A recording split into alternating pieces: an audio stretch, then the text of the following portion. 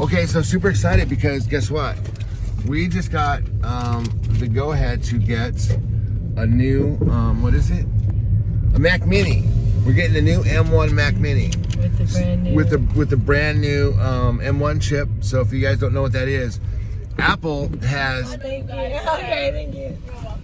Apple has gone out and he has done. What they do?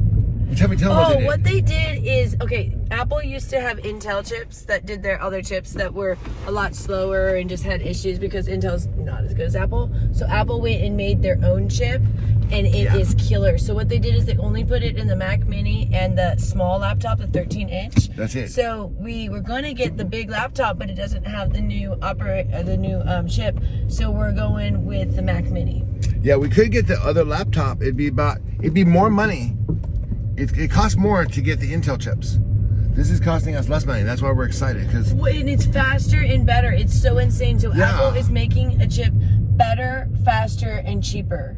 And so it's going to be insane. They're going to kill the market. Yeah, so for those of you who don't know, not only the Mac 13-inch, but also the MacBook Air has the M1.